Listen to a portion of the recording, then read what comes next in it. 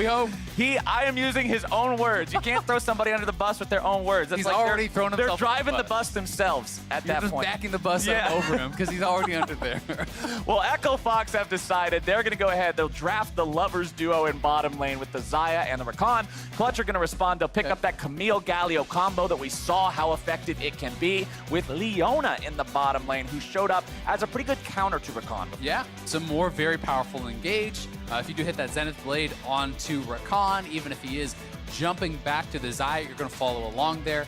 You can look to kind of really lock down Rakan, who can be very elusive. You know, if you can hit that chain CC, lock him down, you can sometimes burst him out. It's looking like it will be the Sion as this kind of blind pick for the top side. It could be flexed around. Theoretically, this could be mid lane Sion or something along those lines. And yes, it could be the Camille on the top side, but we are expecting Demonte to get Galio, Lyra to be playing that Camille.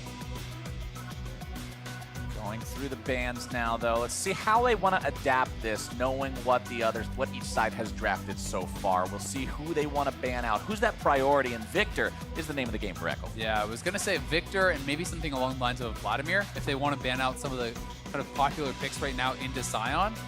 Champions where Huni could get a lane advantage and then try to take that elsewhere on the map. We have seen the Victor versus Sion matchup earlier today. We also did just see Vladimir into Sion, where Haunter did get very strong. You know, obviously they did lose that game, but you can see how that can kind of work out.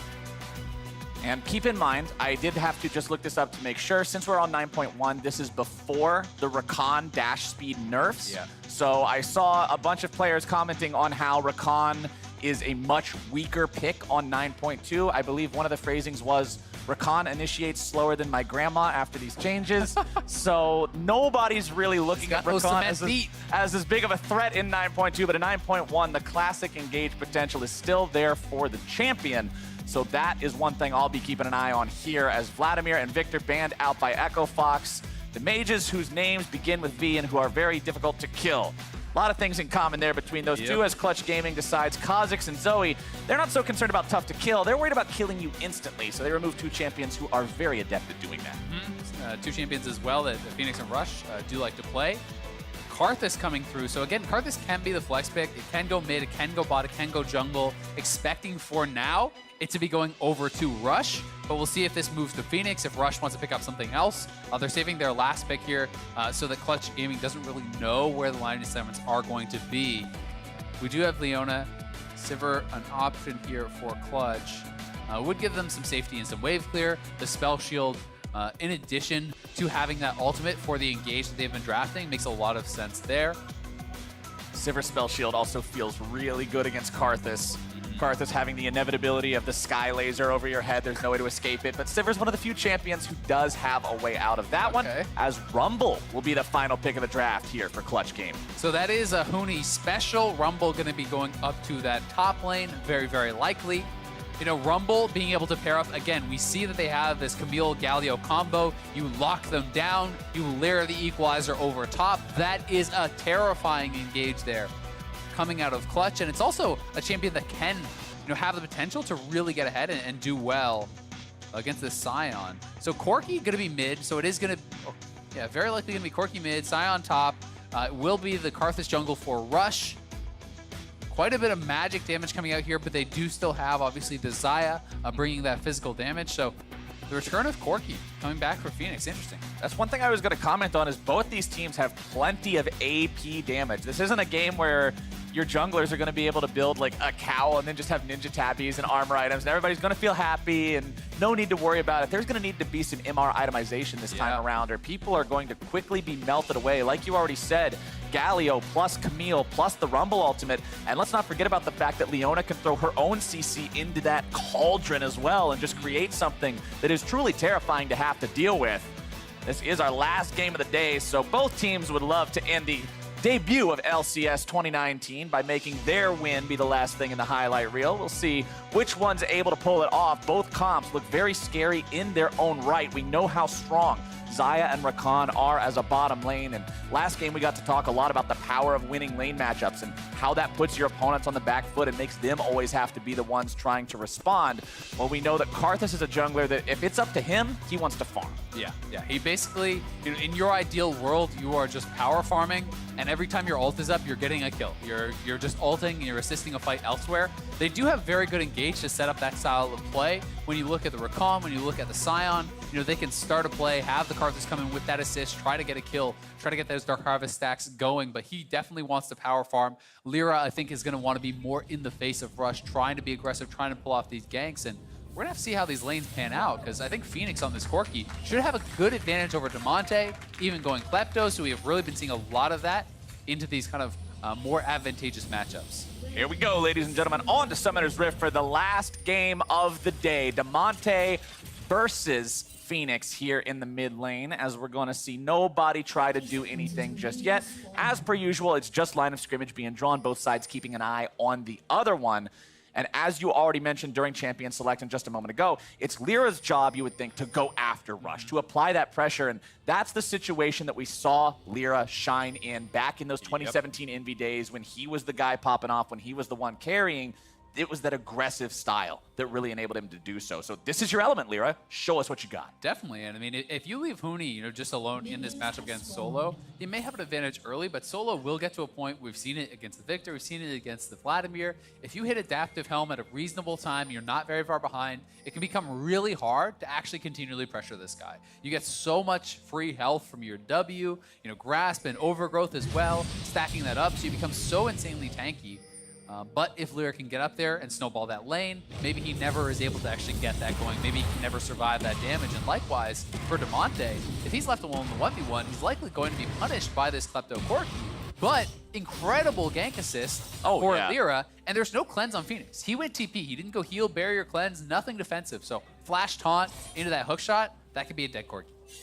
I love playing a game of League of Legends as the jungler where your lanes are something like Galio or Leona, because that's just inviting you. That's rolling out the red carpet. Here, sir, please come to my lane. I've got a wonderful spread of gifts and appetizers and all sorts of stuff. That's how you bribe the jungler. If you have something like a Rumble, I'm like, sorry, Rumble, I'm not going to visit your house because you don't have nearly as good of appetizers and gifts and stuff. I'm going to make sure I'm hanging out with Galio and Leona the entire time. Damonte tries to make the Justice Punch happen, but Phoenix knows how to sidestep out of the way of that one. I'll just keep on farming up here in the mid lane, and as this game goes on, remember, Rush also with the Dark Harvest on the Karthus means those ults are going to do more and more and more, and if this goes too late, you're staring down the barrel of a situation where a team fight can start off with him just channeling ulti to take everyone down to half HP. Yeah, it's pretty terrifying. I mean, some of these champions have some ways to somewhat deal with it. You talked about the Spell Shield, Leona can pop W, Galio can start channeling the taunt for the infrastructure there. That can help a bit, but a fed Karthus is absolutely terrifying. You can knock, half HP off of a lot of members of this team right from the get-go.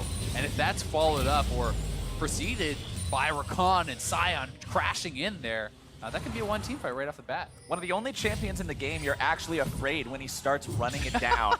As soon as you see him just charging at you, you know that there's some reason that you've got to respect that. Because even if the rest of the team might not be around, sometimes all it can take is a couple of those Qs followed up by the R, and you are out of there. Bottom to win, man. Yeah. Dying in the right spot. That's what all you're doing is giving them shutdowns so you can take the money later with your R. It's a very advanced strategy. As bottom side, Hakuo and Apollo maintain decent enough control over the lane for now. We'll be shoved back a little bit. As mid lane, it's Damonte who's looking at a built-up creep wave that Phoenix has found here for himself. Farm staying relatively even here early on across all three lanes as the Winds of War come out.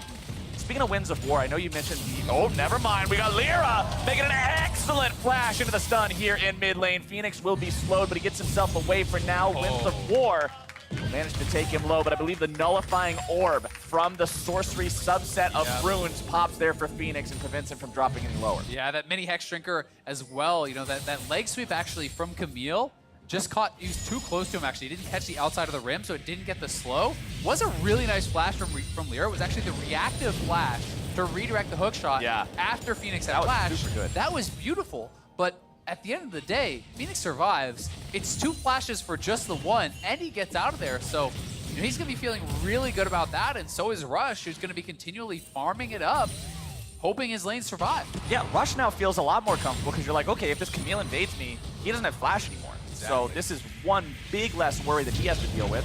Demonte TP's back in, only to get a phosphorus bomb immediately as a welcoming present.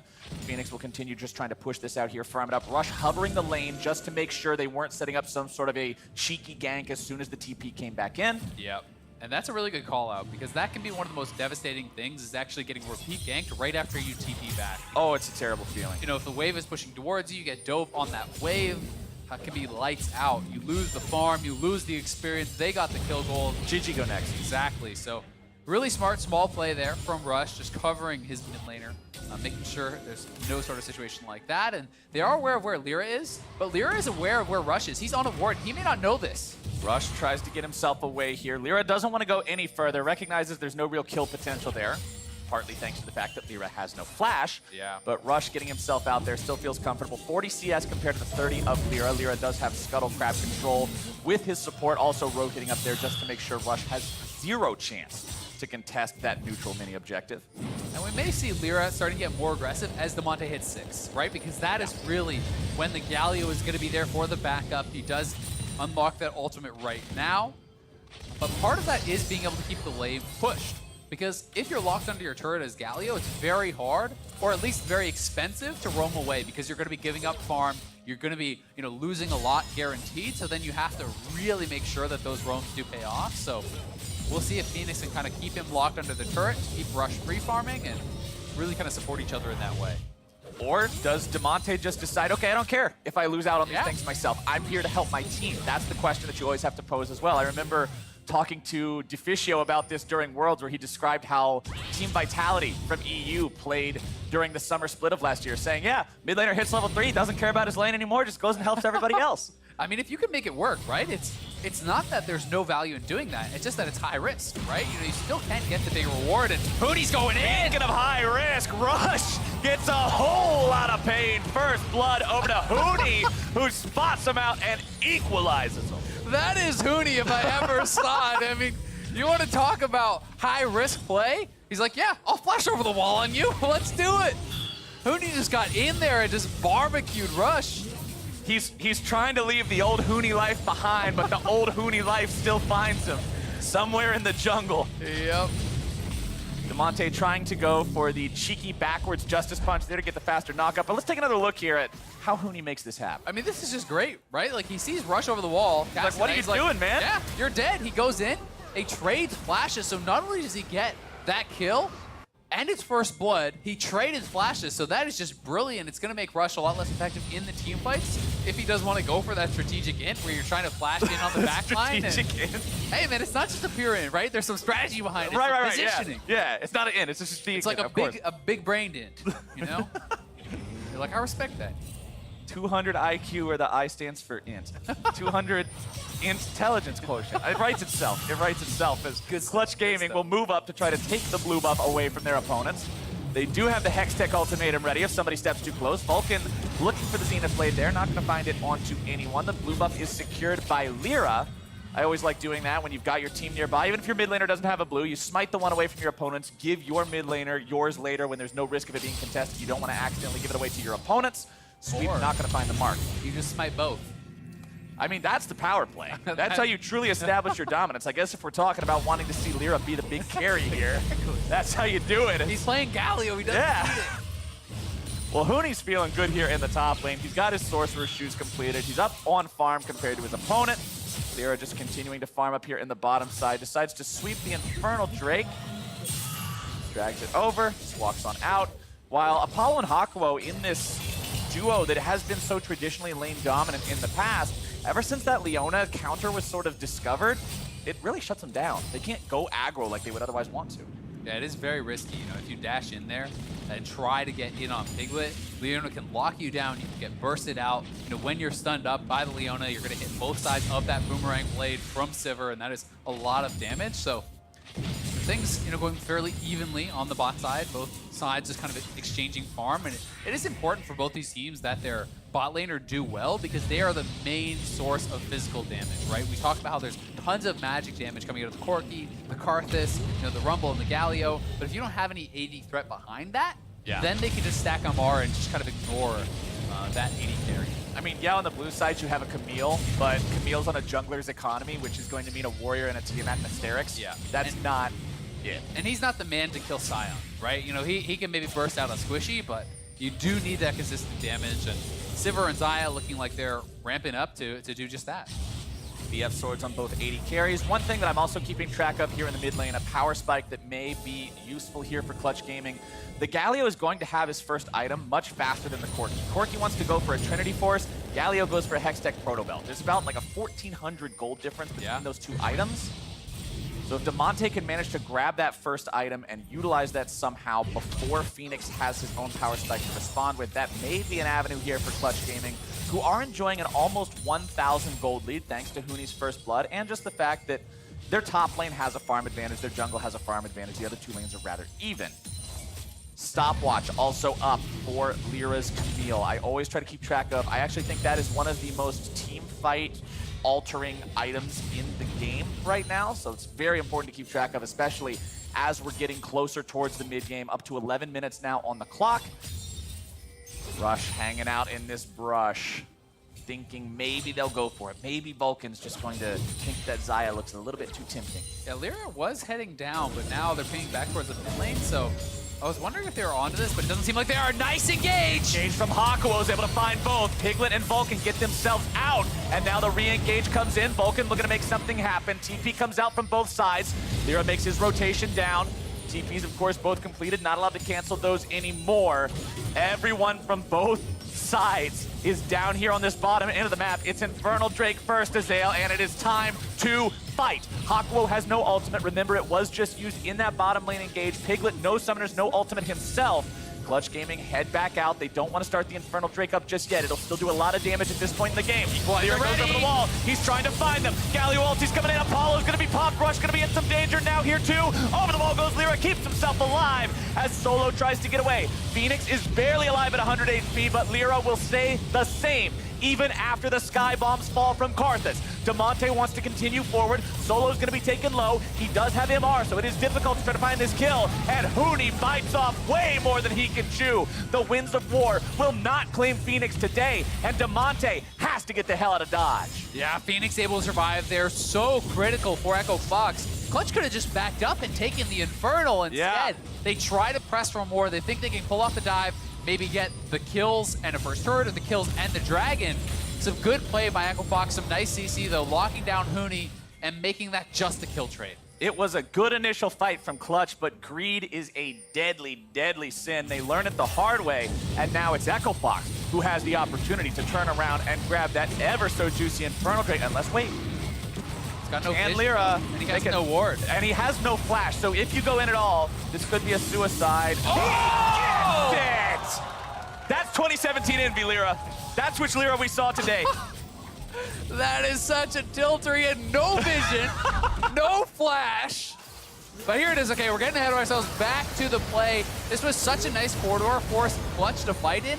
They're all lined up for the equalizer. They are getting roasted. The initial play so good for Clutch, but then they're kind of getting baited by this low health bar here from Phoenix. And as they move forward, you can see the rest of their team is heading down to bot lane to try to push it in for the eventual dive they are hoping for, but there it is. Knock up again. Ultimate for the third straight CC on Huni. He can just not even control his character, and he is squishy. They knock him down. That alone saving them and thinking, And okay, then this. you get the Infernal for free off that, right? Nope. In he goes, leg sweep, smite, perfectly timed. Out he goes, doesn't even give up his life. Wow, pure style. And whether you thought the turnaround on the dive in bottom lane was the big play, or the quick steal on the Infernal, let us know what you think the biggest plays of the day are. Tweet at LOL Esports with hashtag LCS Big Plays so we can know what you know were the biggest moments of the day, as Clutch Gaming will grab themselves another neutral objective. Is there a way to like one-up it? Is there like LCS really, really, really big plays? LCS insane play. I don't know. Okay, actually, don't listen to us because we don't want to confuse the hashtags because our social media people probably get mad at us for doing that. So please ignore all that. Tweet hashtag me. LCS Big Plays to let us know which plays are the biggest, as Clutch Gaming currently sit at 1,500 gold lead. 2 kills up, 1 Infernal Drake up. Hakuo trying to make some moves onto Piglet, but it's not going to succeed today. Vulcan moves in, only finds the slow on his ultimate. Hakuo going to be taking some damage now. Here comes the dunk, and Piglet's able to find the kill. They're trying to move forward and look for even more. Apollo going into the ulti, getting himself back. Root comes through onto Vulcan. Echo Fox retreats, but they've already lost one. Yeah, nice turnaround there again by Clutch.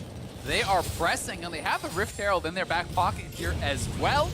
Moving up towards mid lane, there are almost everyone from Echo Fox down on the bot side, so they could just drop Rift Herald mid and try to crack this turret. So that's what I'm expecting to see here, and they're going for the play. Rift Herald summoned up. Turret's already about 60%, Yeah, so as long as Shelly gets her charge off, which I don't see any real way to stop. You can always count on Shelly. Kaboom! Shelly takes it down, but of course, Shelly did her job, and now she gets abandoned. Left to just be a 25 gold bounty in the mid lane. She's going to a better place. It's a hard knock life. I'm pretty sure she's going back to the Void, and I've not read all of the lore, but I'm pretty sure that's not a better place. Going to a better place. So let's leave it at that.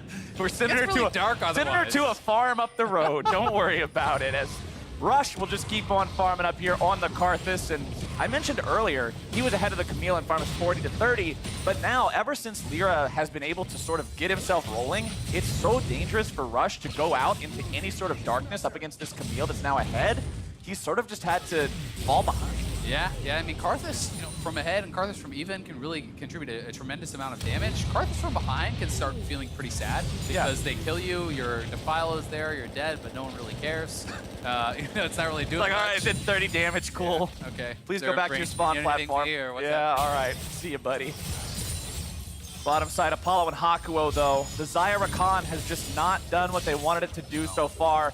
Even though Hakuo found that initial engage in the 2 versus 2 from that first play, the escape from Clutch Gaming was there, and then afterwards, the dive they attempted between the 2 turrets just couldn't find the mark. So these guys are going to have to get some more cohesion going on between them, make sure that they time those right with the rest of their teammates if they want this to work, because the game is slipping further and further out of Echo Fox control. It's a 3K gold lead for Clutch, not even 17 minutes in. Yeah, and they have some very good late game insurance, right? With that Sivir who has been kind of farming it away. You said the Rakan and Xayah haven't really been able to get much done. I think a lot of it is because the good play of Piglet and Vulcan. These picks seem like a good answer. They have played a very stable game.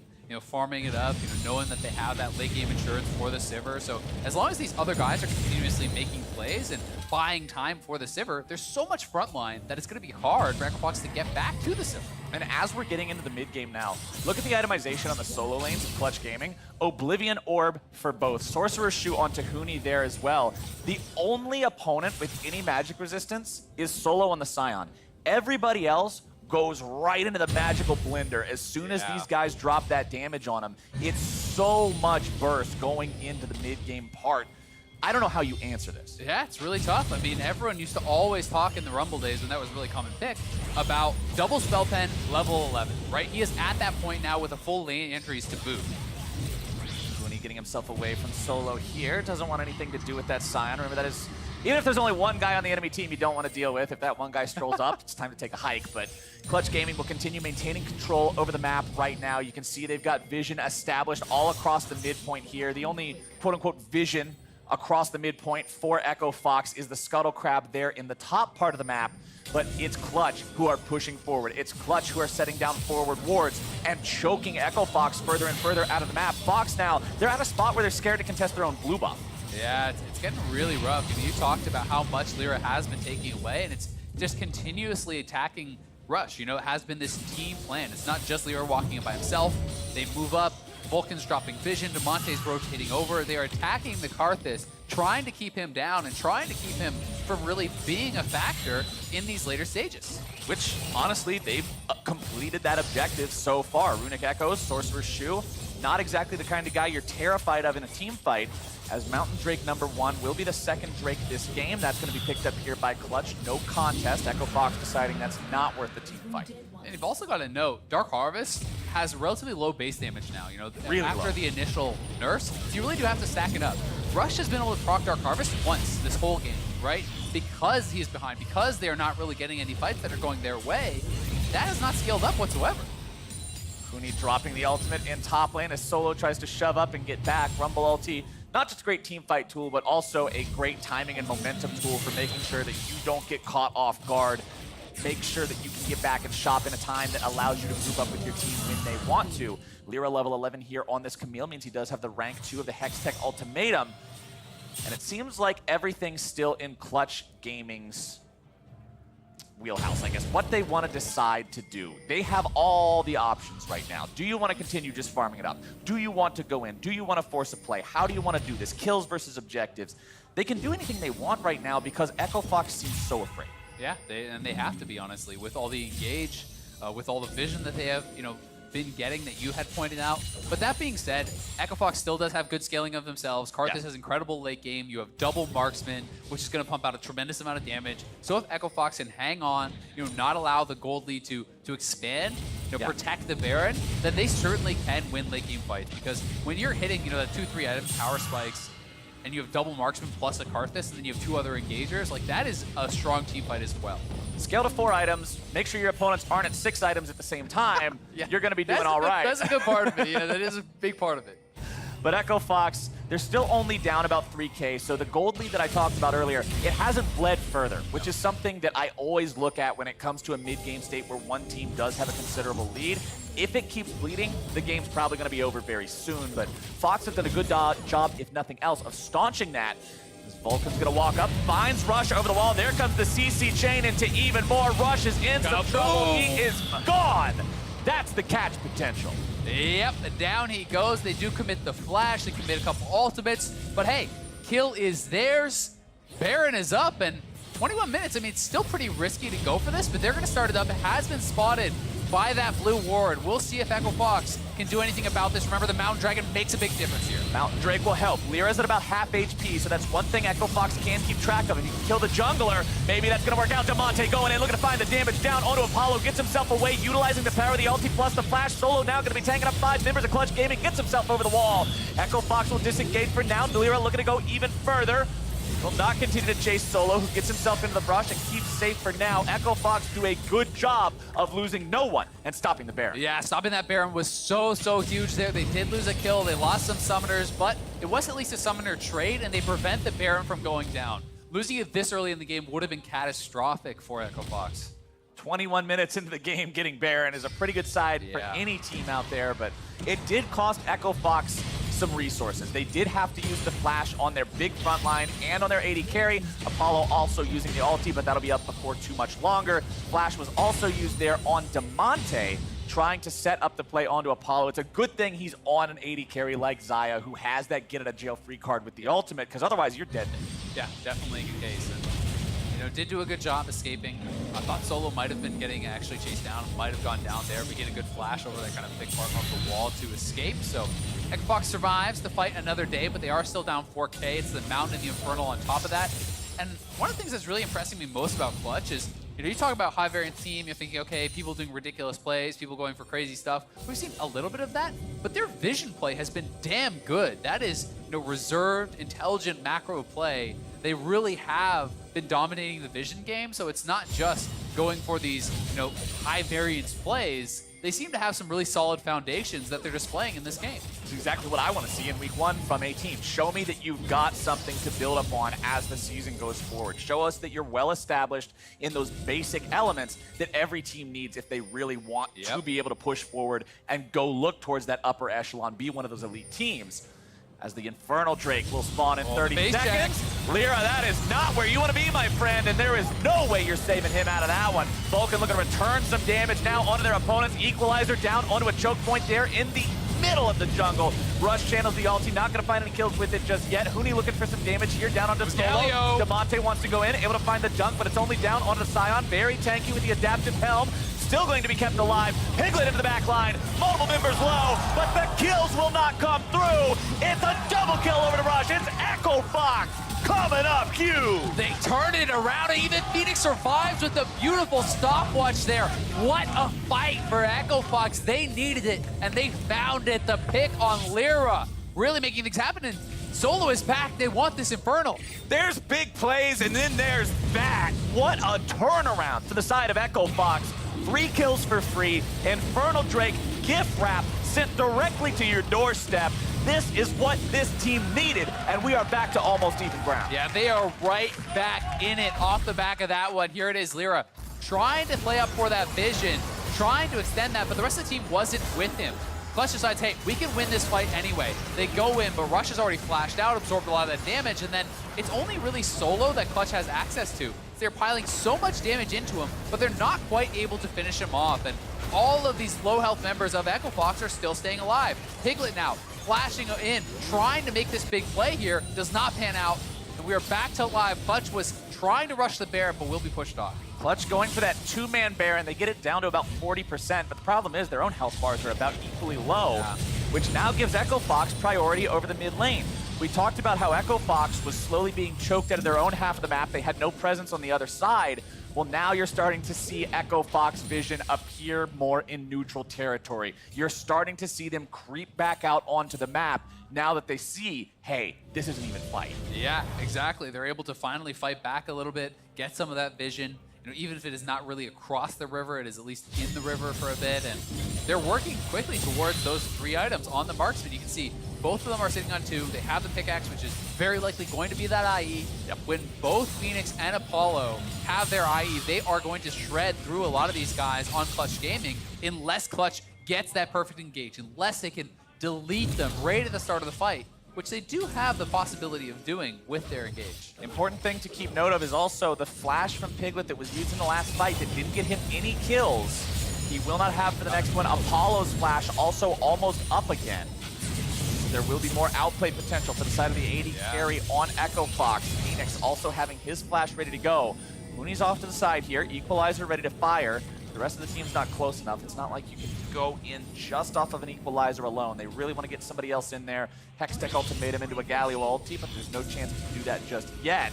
And you can just see the difference. Just the way the team's positioned, the movement of Clutch Gaming after that last fight in the enemy jungle. They have to pay so much more respect now because it's not the same game. It really isn't. It is that much closer, and they're trying to do their due diligence. You can see again, they have cleared out all the vision around the Baron. 3 pinks in that area. They are trying to now get themselves into a spot where they can reset and try to find a good fight in.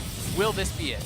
Solo, the first one to face check, as it should be for the side of Echo Fox. We already saw how tanky he was in the last fight. You can't pour the resources into this guy.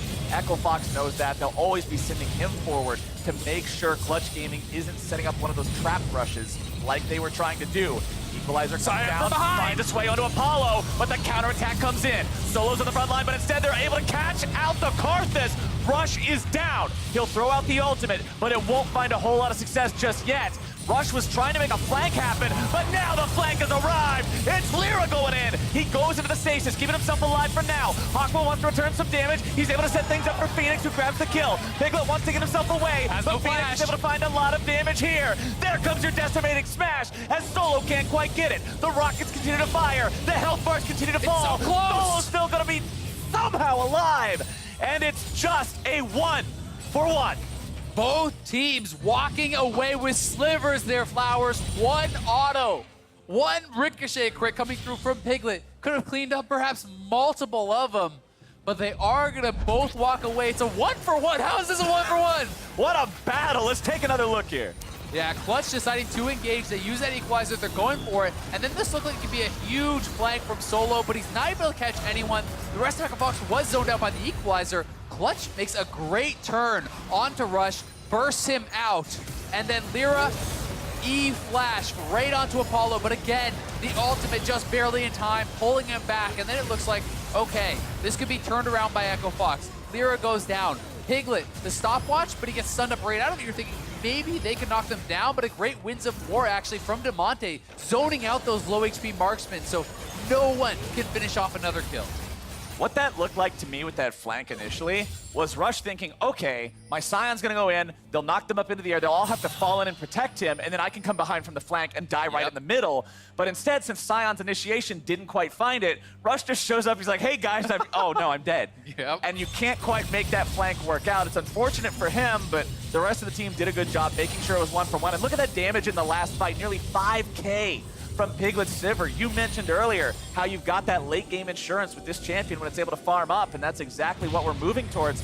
Almost 30 minutes into the game, Drake number 4 coming alive here will be the second Earth Drake. For Echo Fox, this would mean complete equalization of elementals between the two teams. For Clutch Gaming, this is a big time boost in your ability to secure both Barons and turrets as the game goes on. But right now, we're deadlocked in the mid lane. Yep, and Piglet, you know, with all these guys, all these bodies who are going to be in front of him, he can just be ricocheting off minions, ricocheting off the Scion. He doesn't need to always expose himself, put himself in danger. So he's been doing a good job of getting that damage out. And you can see Hawkwo on the side wants to threaten the flank. So he's trying to make Clutch walk through this choke where they can then go for the pincer. Equalizer comes down. Rush going to be taken very low. The Drake is secured by the side of Clutch Gaming. Rush decides to drop that ulti, but he's not going to find a lot with it just yet. Now they're looking to find even more kills. Solo taken very low. Lyra looking to make the kill happen down onto the enemy top laner. Instead, the damage won't quite be enough until now. Another shield going through. Lyra goes into the Hextech ultimatum. Meanwhile, the fight is going to be happening on the other side as well, up against Phoenix. Lyra still alive. Phoenix still alive. So many health bars low. Still only one guy in the ground, but how? Ridiculous that not more people are going down. I mean, Phoenix flashed forward in their team and still is able to survive and get out. Not able to pick up a kill either, though. This still does go heavily the way of Clutch. They got the kill. They got the dragon. This game's crazy. Double Mountain plus Inferno. This game is ridiculously close. This is how I want to end day one of the 2019 season, with a back and forth slugfest all the way up until the bell rings. It's still about a 4,000 gold lead for the side of Clutch Gaming, but you would think that everything is just even the way that the team fights are playing out. Banshee's Veil completed now onto Rush means it'll be a little bit hard to pick him off, catch him out. There aren't a ton of things to really pop that with. Winds of War, I suppose you could try to pop it with the Sivir Boomerang, but Rush is typically staying away from the front lines. He's often off to the side, looking for an opportunity to do the strategic int you were talking about, where Karthus just literally walks himself into the back. And I mean that in all seriousness this time. You want to die on top of the Sivir. Just walk right into the back line and die so you can do as much damage as possible. Phoenix will finally take down that tier 1 there in the top side. That is the first turret of the game Echo Fox has managed to claim, finally getting on the turret board just 31 minutes into the match, as that will close the gold gap down to about 3,500. Still no Baron taken by either side. We saw Clutch Gaming make attempts at it earlier, but then ever since the fateful fight in the bottom part of the jungle on the Echo Fox side, things have just been this tug of war. Yeah, they have been really close, really, really back and forth. It's been the slimmest margins, really, deciding fights on either side. Now they're going in! Solo deciding it's time to pop the Scion ulti, but after not finding anything, he has to pull himself back.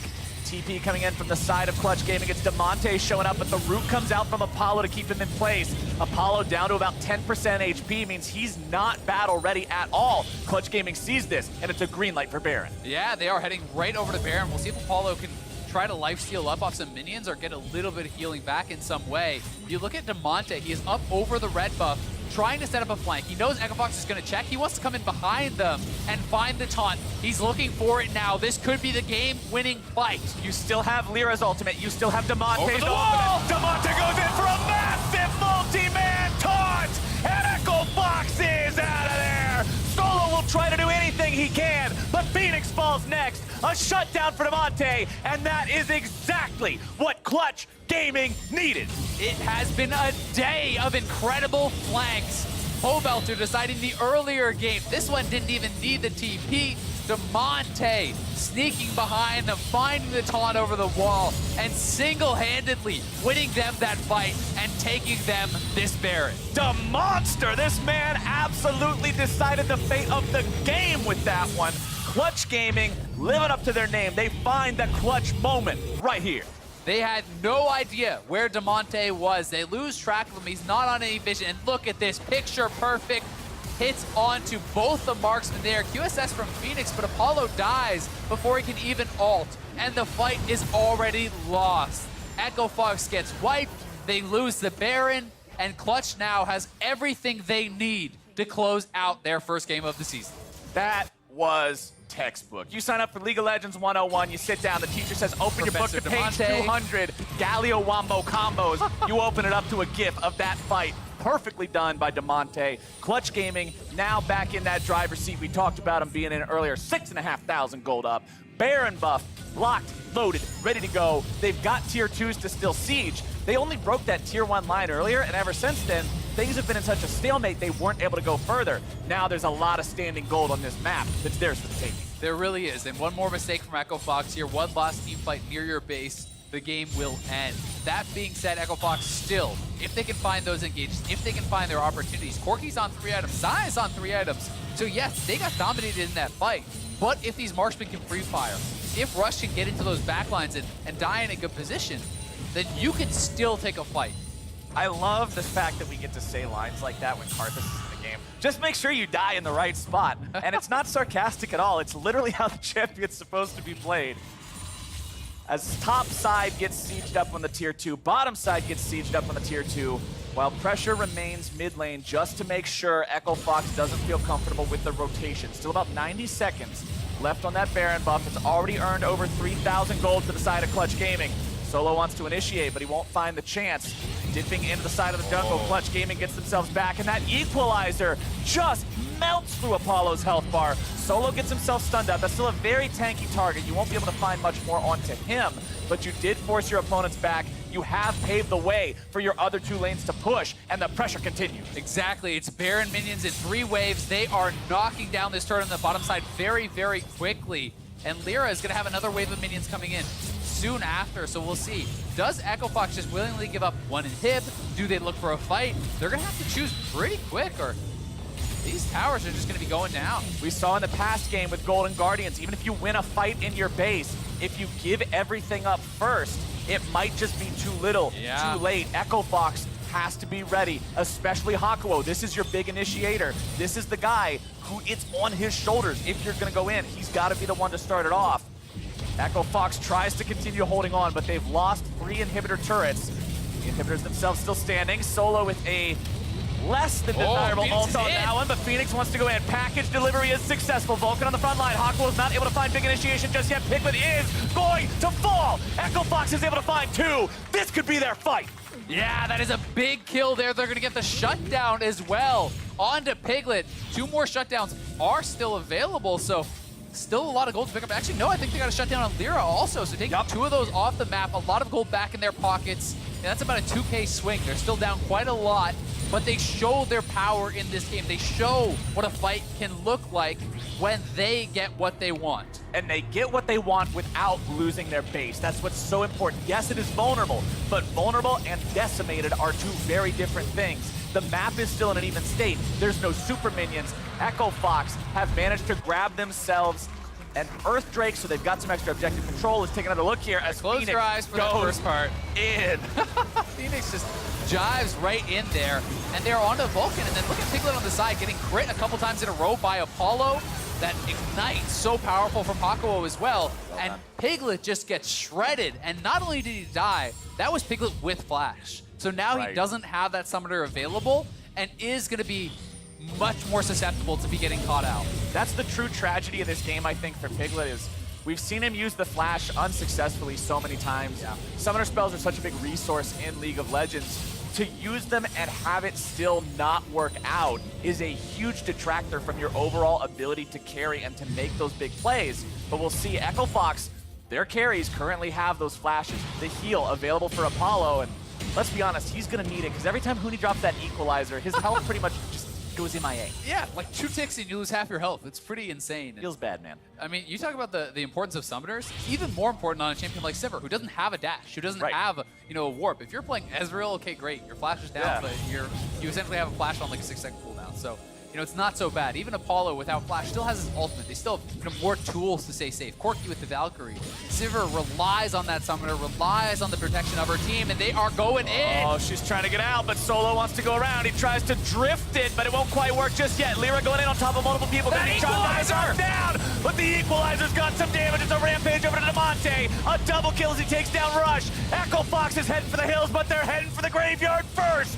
It's 4 dead, and Clutch Gaming will push for the win. They have done it with the perfect engage. Lyra comboing up with Huni there and roasting the entire team. Clutch is in the base and will claim their first win of the season. Solo, the last man standing. He'll just be occupied for now with having to get back. As the TP comes in, Demonte says, make sure to get me in the victory screenshot as Clutch Gaming will find their first win of 2019. What a back and forth game this was. So close in so many of the team fights. People living with 1 auto, 10% HP. both teams staying in it for so long. But Clutch always felt like they were that one step ahead. They were that one step closer to victory. Only losing one tower throughout the game, always playing well around vision, and consistently throughout the game being able to find those strong engages. It was a war between these two teams, but the big thing that I'm looking at, especially for a team that we described as high variance before the game, was how well Clutch played those fundamentals that we were talking about earlier. The fact that you move around as a team, you play together, you set down the vision, you take things slow, you don't always have to go for these crazy plays. And then if a crazy play presents itself to you, if Rush happens to throw a Skittle Bomb over the wall and you can flash the Golem wall and just kill him instantly, Huni's still there to pop off. Yeah, I mean, this was looking like a really good Huni. This was him playing intelligently, playing fairly measured. He never took any ridiculous risks, but he was very consistent with his equalizers. He was very consistent with his team fighting, and really, Clutch as a whole looked very good. And again, we are seeing the power of that Galio, the power of the guaranteed engage. We're seeing why this champion gets banned so much and why it got nerfed next patch. And I know I memed DeMonte a little bit at the start talking about the Galio, but damn if the man didn't perform. 5-0-5 on the Galio, 10 out of 14 kill participation, had that big deciding play around the Baron where he was able to find the taunt flash onto 3 people. Really good performance from Clutch overall, but now let's go ahead and send things down to Ovly and their new top laner. Thanks, Flowers. Huni, congratulations on that win. With your Rumble, you had some pivotal in game-winning equalizers, so please tell me, what did you think of your performance today? Just too good. I mean, I have never lost like first game of the like regular seasons, which is like pretty, what's new? Just Huni's winning just regular season. And you told me earlier today that you really wanted to take down Echo Fox. So why was beating your old team so important to you? Yeah, there's a lot of reason behind, because obviously I played for Echo Fox like last year, and then I know them, and I didn't resign for them, which is I should beat them. And they made some video for Twitter, and then I got really salty about it, and I had to play like for my best. And you did. You took them down. But okay, so you are on a new team. Echo Fox is behind you. You're now with Clutch. Out of all of your new teammates, who are you most excited to play with? If I really have to choose one, like probably Lira, because he was playing really like well as by himself. So like he was really doing well, like no matter what, even team was like really losing, and he has a lot like carry potential, which is like maybe he's gonna be like new like kind of Huni Rainover, like maybe. So like we will see. I'm very excited to see the future of that combo. And Huni, thank you and congratulations again. And to wrap up the day, let's hear from the State Farm Analyst Desk.